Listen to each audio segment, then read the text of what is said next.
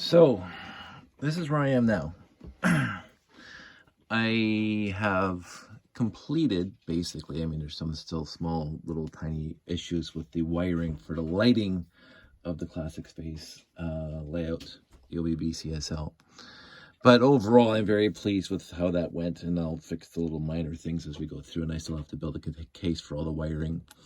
Nice little storage container for all the wall warts and the power supplies and blah, blah, blah. But one of the other big deficiencies that I've had for the layout is the monorail, because I don't like using batteries. so I've tried, and you can go back in my historic YouTube channel and see how many monorails, and I think I even have a playlist for the monorails modifications that I've done over the years. And you can see right now on this track, I've copperized the rails. And overall, this works relatively well. Now, there's two major deficiencies that I found. Is that the copper doesn't like to go from cold into heat, because then the copper shrinks and then expands, and then you get these little ripples in here. And when we took the layout out to Nova Scotia one time, New Brunswick, I mean, for Jean-Marc's and Debbie's show, we ran into an issue that and it was February, so the track was sitting in a cold car overnight, well below zero. And when I brought it into the room for the show, the copper bubbled. You can almost see one right there. And what happens then is that the monorail, because it has such small tolerances, would always get hung up on that. So I basically spent part of that day ripping off the copper and just reverting back to batteries. It's a little bit sad. So I've been trying to come up with a solution for that. The other thing is that the copper itself doesn't like to adhere to the ends very well. The top is fine. Like it's hard to get I mean, it will come off, but it's hard to get the copper tape off the top. But the sides here are so smooth that the copper has nothing to bind to. So I find that the ends get really, they flake off, they come up, and then you always have to push them back down, and then they get all these little tiny like messes here in the ends every time I put it back together. So it's a deficiency, and I haven't found a good solution for the physical copper. I've been trying to find some high-end electrical conductive tape that they use in satellites and crap. But I'm not an expert, so I'm going to talk to some of my electronically inclined friends to see if there's another such tape that I can get. I mean, slot car tracks uses this copper, and they also use braided wire, and I can't use braided wire because braided wire is going to be too thick on the monorail track. But copper tape is what they use mostly, because it's inexpensive and it's easy to put down. But you have to have some sort of, it doesn't have to be consistent, but it can't get super cold to super hot, the copper. But anyway, that's a separate issue, and I will hopefully find a solution. The other thing is I wanted to not just run the monorail via a train controller, which is fun. Trust me, I've done it many shows, running the monorail via a train controller, because you just let the train controller put it on full and let the monorail just go around. And then you have to worry about batteries, and the monorail is going to run the entire show. And, you know, it's absolutely fantastic. And you can actually, you know, show people with the train controller, the monorail can slow down and go stop and go backwards. And it runs from a regular Lego train controller. Utterly fantastic. My thing is what I wanted to do from start to scratch. The idea was that I would get RCXs controlling, and therefore I can program it. By putting a light sensor, and you can see some of my old videos where I have a light sensor. So when it breaks the light sensor, the RCX knows where the train is, the monorail train is, and therefore you can stop at various stations along the path, and you don't have to worry about the actual point, or not the point, the redirection and the stop monorail piece, and you just use the RCX to either power the track or not power the track. Now, I've done a whole bunch of different setups where I was using Mark Riley's LDCC to power the monorail track. So an RCX with the LDCC on it, and then with the LDCC, powering the actual train, there'd be an RCX with NQC, a program on it that would communicate via IR to the LDCC to tell the train to forward, reverse, stop. And overall, that worked, but that added yet one more piece of failure, which is IR communication between the two RCXs, which notoriously is, well, I would say 90% great, but the 10% faulty, where the communications either wasn't sent properly or accepted properly by the LDCC BRIC, and therefore the train would miss the stops. And that's okay for a couple of loops because it would reset every time it crossed the streams, and the RCX would know where it is when it crossed the stream. So the elimination of the LDCC and having two BRICs communicating via IR is just to have one RCX with RCX firmware on it controlling the loop. Now, again, I don't know how much power that thing is drawing, and I don't know how, because I used to a long time ago, I don't know how many amps or milliamps are coming, and it took me a quick Google to find out, but I don't care right now, to find out how much this thing is putting out. One A, B, or C, one connector, how much power that is supplying to whatever it's supplying. So I do know that Mark Riley's LDCC, basically he made all the power outs to be one, so it will supply. So you have 3 times as much amperage if you put a 2x8 electrical plate across that. And Mark Riley's LDCC, that's what he said for the trains, and therefore you have 3 times as much power, and you don't have to worry about as much. But right now, what I want to do is I want to power each monorail loop off of one output. And the quickest, right now I'm using, this is why I love the Windows XP virtual box that you can see that my previous videos. So I'm running, I'm running, let me just get over here. Let's put this down for now so I can just go through the program right now. And I don't know if you can read that on the screen. But right now I am running Windows XP. Here's Windows XP. I'm running BricxCC, which is NQC basically. And I downloaded, if I can find it, this is my Lego stuff. I copied over to my VirtualBox Lego. I don't know. Here, so I got this a long time ago. So this is the new sorry, I can't even speak. New RCX firmware version 5 and version 6. Now, one of them is quote unquote, I believe, 10 times faster than the original.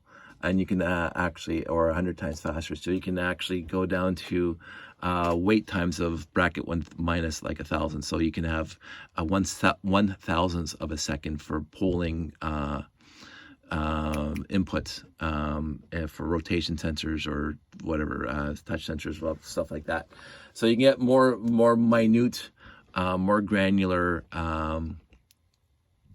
programming, so you can have better response time and better motor output time and blah, blah, blah. You can be more precise with your motors and your sensors using this new firmware, because it got, I guess, I remember back in the day, basically the guy said he got rid of all the overhead that the RCX had to have on it for the RIS original software.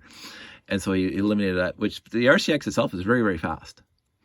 But you put a lot of overhead. It's like every time you put more stuff into Windows, right? You add more applications running in the background. Windows is going to slow down. So version 5 and version 6 of the firmware was third party, and I honestly can't remember who made it, and I do thank them for it. I don't think they'll ever come across this video. My files date back to 2008. How long ago was that? But I do just use version 5 because I don't need the 1/1000th of a second, but I do need something that's faster, more responsive, and a lot more reliable than the RIS original out-of-the-box firmware on the RCX. So I downloaded that via the Windows XP, running the tower driver, the driver for the tower, the IR tower. And so Windows XP, this VM box is handling all of this stuff right now, which is utterly fantastic. So it handles the RIS software, it handles BricxCC, Bricks Command Center. It handles NQC, which is what I'm using, the software programming language that I'm using here. And so I created this quick program tonight just for testing. So I have my RCX running, Here's my RCX running. Again, if I unplug it right now, there's no batteries in it, so I'm going to lose the firmware and everything on it. But what I wanted to do is I wanted to control my monorail via this guy. This is a rotation sensor, and thankfully, because most of my rotation sensors have very bad wires connecting off of them, coming off of them, because they're the same wires that just disintegrated. But I have two glossy wired rotation sensors, which made me extremely happy because I need a rotation sensor for this. Because basically what I'm going to do is I'm going to control the speed and the direction with this steering wheel, or the speed wheel, we'll call it the speed wheel. And so I'm just going to go through this program very, very quickly. I just wrote it up tonight while I was on the show with Jeff and Dave. Is that we are initiating a couple variables that I need. The speed of the motor, basically, and the sensor rotation. So the task main is to set the sensor up. The sensor 1, which is plugged into sensor 1 here. Sensor 1 is the rotation sensor, and the sensor mode is rotation, because I want the angular thing. Loop 1 speed, which is, again, this is going to be loop 1. Loop 1, just because you can have 3 loops, is set to 7 right at the beginning. 7 is the max power. It's 0 to 7 for RCXs. There's no, I don't know if they actually had granularity and the power. And 7 doesn't mean 0. Oh, sorry, let's go back in this for a second. And this is my flaky memory, and I could be 100% wrong. 1 through 7 for power doesn't mean 1 is 1/7 the power of 7.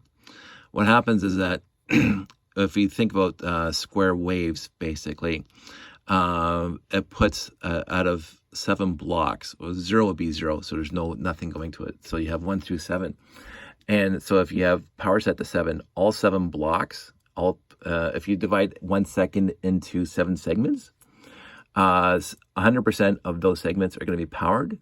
If you put the setting at 1, only 1 out of the 7 seconds is powered at full power, but only 1 of the 7. So you have 6.6 sections of that second that are not powered. And I don't think it's seconds, but six units are not powered. 1 unit is powered across the timeline. That's how they did it. So they didn't minimize the power going to the motor. They minimized the time the power is going to the motor. So 1 is 1/7 going to the motor. 2 is 2/7 going to the motor. 3 is 3/7. Of course, 7 is 7. So 100% of power going to the motor. Of time going to the motor. So anyway, I hope you understood that, because I'm still ruminating in my head if I could have said it better. So start monorail 1. So this is run monorail 1. Well, true. So this is going to be perpetually running. Loop 1 equals sensor. Loop 1 sensor equals the sensor. So basically, you're making the loop 1 variable equal whatever's displayed on the sensor. Right now, it's -152. And then wait 50, and this is like 0.5 seconds or 0.05 seconds, I can't remember. And then you pull the sensor. If the sensor 1 equals loop 1 sensor, do nothing, right? Because that's what you want. If you haven't rotated this thing. So else, if loop 1 sensor is less than sensor 1, which means that we're going backwards, you're going to take 1 unit of power off the loop 1 speed, because loop 1 speed is set to 7, so it's going to be 6 if loop 1 sensor is less than sensor 1. Of course, you can't go below -7. So it's +7 forward, -7 backwards. So +7 to -7 is your speed range. +7 to 1 is forward and going slower. 0 is stopped. -1 to -7 is going backwards. So if loop 1 speed equals less than -7, then loop 1 speed equals -7, because again, you can't go to -8. So, and then again, on the flip side, if you turn it to the clockwise, if loop 1 sensor is greater than sensor 1, that means we're going to add 1 to it. Loop 1 speed equals loop 1 speed plus 1. So we're increasing the speed plus, and if loop 1 is greater than 7, then loop 1 speed is 8, because again, we can't go to +8. And then if loop 1 speed equals 0, then turn off the, this is where it gets really fun, because you can't put a minus in the speed. So it has to be 1 to 7 for forward and -1 to -7 for backwards, but you can't say -1 to -7. You have to do, so let me just try to explain this so it's not incoherent like I've been trying to do so far. If loop 1 speed is greater than 0, then set the power of the out A, this is out A right here, out A, to the loop 1 speed. So it's going to be from 1 to 7, obviously. And it's going to go forward, out A. So that's what that means. Else, if loop 1 speed is less than 0, so it's going to be the -1 to -7. It has to be -1 to -7. Set power of the absolute value of 1, loop 1 speed, and reverse. So whatever that number is, it's going to be brought into a positive number, but it's going to be knocked as reversed. Else, if loop 1 equals 0, then just turn off out A. So 1 to 7, it's going to go forward. -1 to -7 is going to go backwards. 0 is just going to stop. So that was the entire program, and it's controlled by this wheel. If I'm turning it one way, it's going to increase the speed going forward. If I turn it the other way, it's going to slow down to stop. And then if I keep on going, it's going to go backwards. That's the idea. So the entire program that I wrote tonight is going to do this. Now, the fun part about the RCX and NQC and BricxCC is that you can have the IR tower and you can have your RCX. And I'm going to pull it back so you guys can see this like this. And I'm going to keep this little spinny thing over here because I don't want to get in my way. Because if you go over here to control, tools, direct control. No, I don't want to do it. That takes a while now. You saw the light come on. I don't care. But BricxCC, you can actually start the program. You hit the play button. So hit the play button, and then the RCX, the monorail is going to go forward. So I'm going to leave that there so you can see it in the RCX. And I'm going to get this guy, and I'm going to start turning it that way, and then start slowing down. If I start going backwards, it's going to speed up again, right? But if I keep on going this way, let's wait to back in frame. If I start going down, I'll get to 0. And then it'll start going backwards. And this is the other problem. It does get stuck sometimes. So now it's going full speed backwards. And we'll slow it down. Stop, and then forwards. So I've now controlled the RCX. I mean, I've now controlled the monorail via a rotation sensor for the RCX. And like, to me, this is joy. This is 100% joy. Like, this is, I don't know. I got my RCX in 1998, and I've had monorail longer than that. But the fact that now I'm controlling monorail, and I can just come to a full stop. I have to make it full stop better. Now, Mark Riley's LDCC does exactly the same thing, except he actually had a touch sensor also on this. So if you hit the touch sensor, it stops the train. Because right now I just have to find where it's. So you can almost hear it. Yeah, this is the problem. It's going too slow. So it's very, very, when it's at 1, it doesn't have enough power to move it. You can hear it humming. See? Touch it. Yeah. So let's go. It's fun to experiment. Again, what I want to do, and the reason why I'm putting all this effort into what almost looks like I'm just goofing around, is that I want the monorail to be controlled by people at the show. So I'm going to have a little stand outside the stanchions, outside the rope, that says, "Hey, you can control the monorail," and make it go around. And they're going to have this piece built into some sort of platform that they can, spin and slow down and whatever they want. Just add interfaces for the users. The people visiting. I keep on saying users because I think I'm at work. The people visiting at the show, and so it. I think that's awesome. So anyway, there's no real need to have the monorail going slow like this, really. But if you want, I don't know. I'm on the fence right now. basically I want control of the monorail via the copper track, so I can have the light sensor. Yeah, see, this is the problem. And I think I'm going to eliminate that by putting springs. Let's bring this back here and I'll show you. So basically, this is the bottom, and I have these two pieces, right? And there's no springs on them, so there's nothing forcing them to touch the copper. I wanted to put springs underneath here, and I just haven't figured out how to do that yet. My friend from Ottawa sent me some springs, but I haven't got them done yet. But come on. So I think when we get the springs on there, just me to goof around. Come on, go.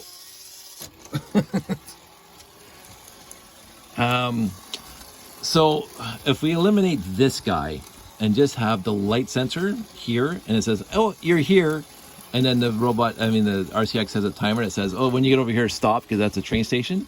So it'll be like 7-0 back, wait a couple seconds, and then back to 7. So you won't have the too much of a problem with because if it goes too slow, it just sometimes doesn't have the contact with the track.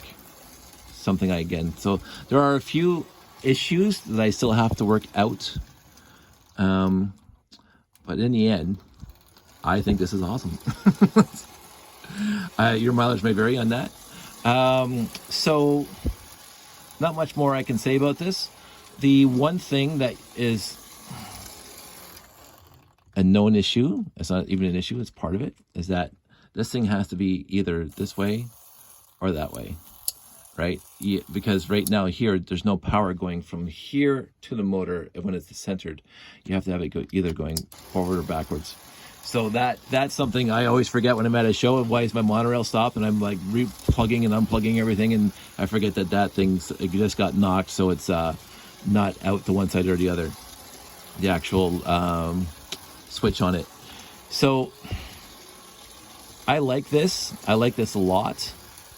There are some deficiencies that I have to resolve. The temperature for the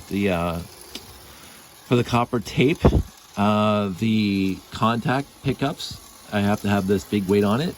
But usually we have something built on top of that, which is heavy enough to hold it down. And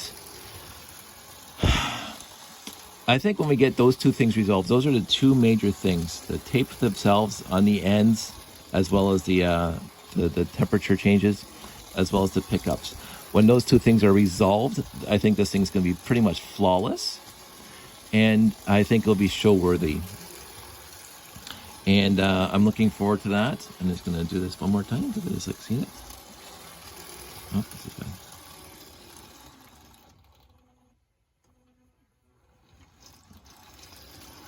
As backwards is not as good as forwards.